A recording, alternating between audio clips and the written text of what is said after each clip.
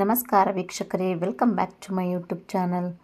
ಇವತ್ತು ನಾನು ಅತ್ರಸ ಅಥವಾ ಸಿಹಿ ಕಜ್ಜಾಯ ಮಾಡೋದು ಹೇಗೆ ಅಂತ ಹೇಳ್ಕೊಡ್ತಾ ಇದ್ದೀನಿ. ಇನ್ನು ನನ್ನ ಚಾನಲ್ನ ಸಬ್ಸ್ಕ್ರೈಬ್ ಮಾಡ್ಕೊಂಡಿಲ್ಲ ಅಂದರೆ ಬೇಗ ಸಬ್ಸ್ಕ್ರೈಬ್ ಮಾಡ್ಕೊಳ್ಳಿ. ಪಕ್ಕದಲ್ಲಿರುವ ಬೆಲ್ ಐಕಾನ್ ಒತ್ತಿ. ನಾನು ಹಾಕುವಂಥ ನೆಕ್ಸ್ಟ್ ವಿಡಿಯೋಗಳ ನೋಟಿಫಿಕೇಷನ್ ನಿಮಗೆ ಸಿಗುತ್ತೆ. ಇವತ್ತು ನಾನಿಲ್ಲಿ 3 kg ಅಕ್ಕಿ ಮತ್ತು 3 kg ಬೆಲ್ಲವನ್ನು ಯೂಸ್ ಮಾಡಿಕೊಂಡು ಅತ್ರಸವನ್ನು ಮಾಡೋದು ಹೇಗೆ ಅನ್ನೋದನ್ನು ತೋರಿಸ್ತಾ ಇದ್ದೀನಿ. ನಿಮಗೆ ಕಡಿಮೆ ಕ್ವಾಂಟಿಟಿ ಬೇಕನ್ಸಿದ್ರೆ 1 kg ಅಕ್ಕಿಗೆ 1 kg ಬೆಲ್ಲವನ್ನು ತಗೊಳ್ಳಿ. ಎಷ್ಟು ಅಕ್ಕಿ ತಗೊಳ್ತೀರಾ ಅಷ್ಟೇ ಬೆಲ್ಲವನ್ನು ತಗೊಳ್ಬೇಕಾಗತ್ತೆ. ನಾನಿಲ್ಲಿ ತಿಂಡಿ ಅಕ್ಕಿಯನ್ನು ತಗೊಂಡಿದ್ದೀನಿ. ಅಕ್ಕಿಯನ್ನು ಒಂದು 3ರಿಂದ 4 ಬಾರಿ ವಾಶ್ ಮಾಡಿ ನಂತರ ಇದನ್ನು ಒಂದು ಕಣ್ಕಣಿರುವ ಪಾತ್ರೆಗೆ ನೀರನ್ನು ಇಳಿಯೋದಕ್ಕೆ ಹಾಕ್ತಾಯಿದ್ದೀನಿ. ನೀರೆಲ್ಲ ಇಳಿದಿದ ಮೇಲೆ ಅಕ್ಕಿ ಸ್ವಲ್ಪ ಡ್ರೈ ಆಗೋದಕ್ಕೆ ಅದರಲ್ಲೇ ಹಾಗೆ ಒಂದು 3 ಗಂಟೆಗಳ ಕಾಲ ಬಿಡಬೇಕು. ನಿಮಗೆ ಟೈಮ್ ಇಲ್ಲ ಅಂದರೆ ಅಕ್ಕಿಯನ್ನು ಒಂದು ತೆಳುವಾದ ಬಟ್ಟೆಯ ಮೇಲೆ ಹಾಕಿ ಸ್ವಲ್ಪ ಅದನ್ನು ಡ್ರೈ ಮಾಡ್ಬೋದು. ಅಕ್ಕಿ ತುಂಬ ಡ್ರೈ ಆಗಬಾರ್ದು, ಸ್ವಲ್ಪ ಮೆತ್ತಗಿರಬೇಕು. ಅರ್ಧ ಕಪ್ ಆಗುವಷ್ಟು ಒಣ ಶುಂಠಿ ಮತ್ತು ಅರ್ಧ ಕಪ್ ಆಗುವಷ್ಟು ಕಾಳು ಮೆಣಸನ್ನು ತೊಗೊಂಡಿದ್ದೀನಿ. ಕಾಳು ಮೆಣಸಿನಲ್ಲಿ 1 ಚಮಚ ಆಗುವಷ್ಟು ಸಿಪ್ಪೆ ಇರುವ ಕಾಳು, 1 ಚಮಚೆ ಸಿಪ್ಪೆ ಇಲ್ಲದಿರುವಂಥ ಕಾಳನ್ನು ಯೂಸ್ ಮಾಡ್ತಾಯಿದ್ದೀನಿ. ನಂತರ ಮಿಕ್ಸಿ ಜಾರನ್ನು ತೆಗೆದುಕೊಂಡು ಒಣ ಶುಂಠಿ ಮತ್ತು ಕಾಳು ಮೆಣಸನ್ನು ಹಾಕಿ ಇದನ್ನು ನೈಸಾಗಿ ಪೌಡ್ರ್ ಮಾಡ್ಕೊಳ್ತಾ ಇದ್ದೀನಿ.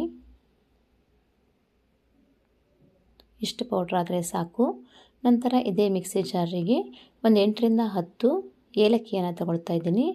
ಏಲಕ್ಕಿ ಬೇಗ ಪೌಡ್ರ್ ಆಗಲಿ ಅಂತ ಇದಕ್ಕೆ 1 ಚಮಚೆಯಷ್ಟು ಶುಗರ್ನ ಆ್ಯಡ್ ಮಾಡ್ತಾ ಇದ್ದೀನಿ. ಇದು ಪೌಡ್ರ್ ಆಗಿದ ಮೇಲೆ ಸಿಪ್ಪೆಯನ್ನು ಈಸಿಯಾಗಿ ತೆಗಿಬೋದು. ನಂತರ ಇದೇ ಮಿಕ್ಸಿ ಜಾರಿಗೆ ಅಕ್ಕಿಯನ್ನು ಆ್ಯಡ್ ಮಾಡ್ಕೊಳ್ತಾ ಇದ್ದೀನಿ. ಅಕ್ಕಿ ತುಂಬ ಡ್ರೈ ಏನಾಗಿಲ್ಲ, ಸ್ವಲ್ಪ ಮೆತ್ತಗಿರುವಾಗಲೇ ಇದನ್ನು ಪೌಡ್ರ್ ಮಾಡ್ಕೊಳ್ತಾ ಇದ್ದೀನಿ.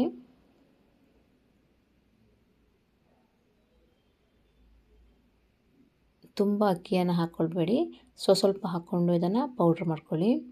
ಈ ಥರ ನೈಸಾಗಿ ಪೌಡ್ರ್ ಆದರೆ ಸಾಕು. ಇವಾಗ ಇದನ್ನು ಒಂದು ಪಾತ್ರೆಗೆ ಎತ್ತಿಟ್ಕೊಳ್ತಾ ಇದ್ದೀನಿ. ಅದೇ ತರಹ ಉಳಿದ ಎಲ್ಲ ಅಕ್ಕಿಯನ್ನು ಪೌಡ್ರ್ ಮಾಡಿ ರೆಡಿ ಮಾಡಿ ಇಟ್ಕೊಳ್ತೀನಿ. ಅಕ್ಕಿಯನ್ನು ಮುಟ್ಟಿದರೆ ನೆಂದಿರುವ ಅಕ್ಕಿ ಥರ ಇರಬೇಕು, ಆದರೆ ಅದರಲ್ಲಿ ನೀರೇನು ಇರಬಾರ್ದು. ತುಂಬ ಡ್ರೈ ಮಾಡಿ ಇದನ್ನು ಪೌಡ್ರ್ ಮಾಡ್ಕೊಳ್ಬೇಡಿ. ಇವಾಗ ಎಲ್ಲ ಅಕ್ಕಿಯ ಪೌಡ್ರ್ ಆಗಿದೆ. ನಂತರ ಮತ್ತೆ ಅದೇ ಮಿಕ್ಸಿ ಜಾರಿಗೆ 2 ಕಾಯಿ ಆಗುವಷ್ಟು ಕಾಯಿ ತುರಿಯನ್ನು ಹಾಕಿ ಅದಕ್ಕೆ ಸ್ವಲ್ಪ ನೀರನ್ನು ಆ್ಯಡ್ ಮಾಡಿಕೊಂಡು ಇದನ್ನು ಕೂಡ ನೈಸಾಗಿ ರುಬ್ಬಿಟ್ಕೊಳ್ತಾ ಇದ್ದೀನಿ. ರುಬ್ಬಿಟ್ಕೊಂಡಂಥ ಕಾಯನ್ನು ಇವಾಗ ಒಂದು ಪಾತ್ರೆಗೆ ಹಾಕ್ಕೊಳ್ತಾ ಇದ್ದೀನಿ. ನಂತರ ಒಂದು ದಪ್ಪ ತಳದ ಪಾತ್ರೆಯನ್ನು ತಗೊಂಡು ಅದಕ್ಕೆ ಒಂದು 5ರಿಂದ 6 ಚಮಚ ಆಗುವಷ್ಟು ತೆಂಗಿನ ಎಣ್ಣೆಯನ್ನು ಹಾಕ್ಕೊಳ್ತಾ ಇದ್ದೀನಿ. ನಂತರ ಇದೇ ಪಾತ್ರೆಗೆ 3 kg ಆಗುವಷ್ಟು ಬೆಲ್ಲವನ್ನು ಚಿಕ್ಕ ಪೀಸ್ ಮಾಡಿ ಹಾಕ್ತಾ ಇದ್ದೀನಿ. ಬೆಲ್ಲ ಬೇಗ ಕರಗಲಿ ಅಂತ. ಇದು ಕರಗೋದಕ್ಕೆ ಇದರ ಜೊತೆಗೆ ಒಂದು 3 ಗ್ಲಾಸ್ ಆಗುವಷ್ಟು ನೀರನ್ನು ಆ್ಯಡ್ ಮಾಡ್ತಾ ಇದ್ದೀನಿ ಈ ಗ್ಲಾಸ್ನಲ್ಲಿ.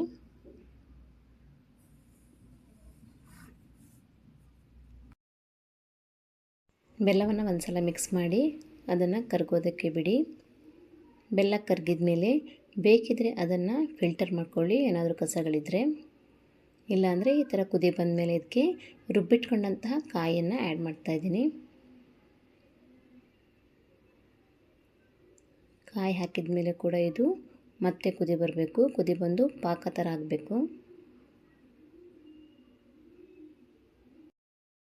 ಪಾಕ ಆಗಿದೆಯಾ ಅಂತ ನೋಡೋದಕ್ಕೆ ಪ್ಲೇಟಿಗೆ ಸ್ವಲ್ಪ ನೀರನ್ನು ಹಾಕಿ ಬೆಲ್ಲದ ಪಾಕವನ್ನು ಅದರಲ್ಲಿ ಹಾಕಬೇಕು. ನೀರು ಮತ್ತು ಪಾಕ ಮಿಕ್ಸ್ ಆಗಿಲ್ಲ ಅಂದರೆ ಇದು ಪಾಕ ಆಗಿದೆ ಅಂತ. ಇದನ್ನು ಪಾಕ ಮಾಡೋದಕ್ಕೆ ಮಿನಿಮಮ್ ಅಂದರೂ 30 ಮಿನಿಟ್ಸ್ ಟು 40 ಮಿನಿಟ್ಸ್ ಬೇಕಾಗುತ್ತೆ. ಇವಾಗ ಇದಕ್ಕೆ ಆಗಲೇ ಪೌಡ್ರ್ ಮಾಡಿದ್ದ ಅಕ್ಕಿ ಹಿಟ್ಟನ್ನು ಆ್ಯಡ್ ಮಾಡ್ತಾಯಿದ್ದೀನಿ. ಅಕ್ಕಿ ಹಿಟ್ಟನ್ನು ಹಾಕುವಾಗ ಒಬ್ಬರು ಪಾಕವನ್ನು ಮಿಕ್ಸ್ ಮಾಡ್ತಾ ಇರಬೇಕು, ಇನ್ನೊಬ್ಬರು ಅಕ್ಕಿ ಹಿಟ್ಟನ್ನು ಹಾಕ್ತಾ ಇರಬೇಕು. ಹಿಟ್ಟು ಎಲ್ಲೂ ಗಂಟು ಆಗಬಾರ್ದು. ಅದಕ್ಕೋಸ್ಕರ ಇದನ್ನು ಕಂಟಿನ್ಯೂಸ್ ಆಗಿ ಮಿಕ್ಸ್ ಮಾಡ್ತಾನೆ ಇರಬೇಕು. ಹಿಟ್ಟಲ್ಲಿ ಏನಾದರೂ ಉಂಡೆ ಥರ ಆಗಿದರೆ ಅದು ಕೂಡ ಹೋಗೋದಕ್ಕೆ ಅದನ್ನು ಈ ಥರ ಮಿಕ್ಸ್ ಮಾಡಿಕೊಂಡು ನಂತರ ಇದಕ್ಕೆ ಪೌಡ್ರ್ ಮಾಡಿ ಇಟ್ಕೊಂಡಂತಹ ಶುಂಠಿ, ಕಾಳುಮೆಣಸು ಮತ್ತು ಏಲಕ್ಕಿ ಪೌಡ್ರನ್ನು ಆ್ಯಡ್ ಮಾಡಿ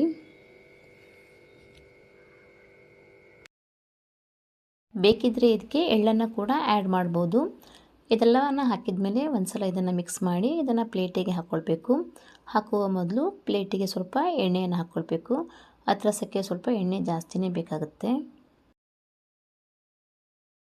ಇವಾಗ ರೆಡಿಯಾಗಿರುವ ಹಿಟ್ಟನ್ನು ಪ್ಲೇಟಿಗೆ ಹಾಕಿ ಇದನ್ನು ಸ್ಪ್ರೆಡ್ ಮಾಡಿ ಇದನ್ನು ತಣ್ಣಗಾಗೋದಕ್ಕೆ ಬಿಡ್ತಾ ಇದ್ದೀನಿ. ಒಂದು 2ರಿಂದ 3 ಗಂಟೆ ಬೇಕಾಗುತ್ತೆ ತಣ್ಣಗಾಗೋದಕ್ಕೆ. ಪ್ಲೇಟ್ ಫುಲ್ ಹಿಟ್ಟನ್ನು ಹಾಕ್ಕೊಳ್ಬೇಡಿ. ಹಿಟ್ಟನ್ನು ಹಾಕಿದ ಮೇಲೆ ಮೇಲ್ಗಡೆ ಕೂಡ ಮತ್ತೆ ಎಣ್ಣೆಯನ್ನು ಹಾಕೋದಕ್ಕಿರುತ್ತೆ. ಹಾಗಾಗಿ ಮೇಲ್ಗಡೆ ಸ್ವಲ್ಪ ಗ್ಯಾಪನ್ನು ಬಿಟ್ಕೊಂಡಿರಿ. ಇದು ಫುಲ್ ತಣ್ಣಗಾದ ಮೇಲೆ ಇದನ್ನು ನಿಂಬೆಹಣ್ಣಿನ ಗಾತ್ರದ ಸೈಜಿನ ಉಂಡೆಯನ್ನು ಮಾಡ್ಕೊಳ್ತಾ ಇದ್ದೀನಿ. ಉಂಡೆಯನ್ನು ಮಾಡ್ತಾ ಮಾಡ್ತಾ ಬಾಣಲಿಯಲ್ಲಿ ಒಲೆಯ ಮೇಲೆ ಎಣ್ಣೆಯನ್ನು ಕಾಯೋದಕ್ಕೆ ಇಟ್ಕೊಂಡಿದ್ದೀನಿ. ನಂತರ ಕವರ್ ಮೇಲೆ ಎಣ್ಣೆಯನ್ನು ಸವರ್ಕೊಂಡು ವಡೆಯ ಸೈಜ್ನಲ್ಲಿ ಇದನ್ನು ತಟ್ಕೊಳ್ತಾ ಇದ್ದೀನಿ.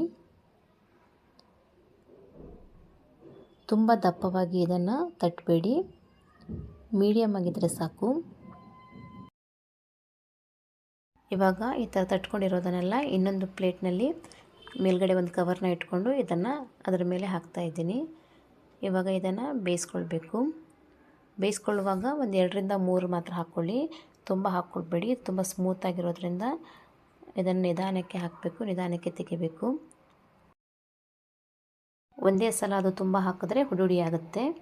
2 ಕಡೆ ಕೂಡ ಅದನ್ನು ಕೆಂಪಗಾಗೋ ಥರ ಬೇಯಿಸ್ಕೋಬೇಕು. ಗ್ಯಾಸ್ ಮೇಲೆ ಮಾಡುವಾಗ ಬೆಂಕಿಯನ್ನು ಮೀಡಿಯಮ್ ಫ್ಲೇಮ್ನಲ್ಲಿ ಇಟ್ಕೊಳ್ಳಿ.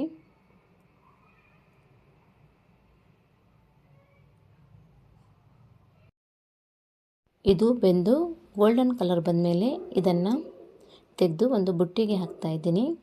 ನೀವು ಬುಟ್ಟಿ ಇಲ್ಲಾಂದರೆ ಕಣ್ಕಣಿನ ಪಾತ್ರೆಗೆ ಕೂಡ ಇದನ್ನು ಹಾಕ್ಬೋದು. ಆ ಬುಟ್ಟಿಯ ಅಡಿಗಡೆ ಕೂಡ ಇನ್ನೊಂದು ಪಾತ್ರೆಯನ್ನು ಇಟ್ಕೊಂಡಿರಿ.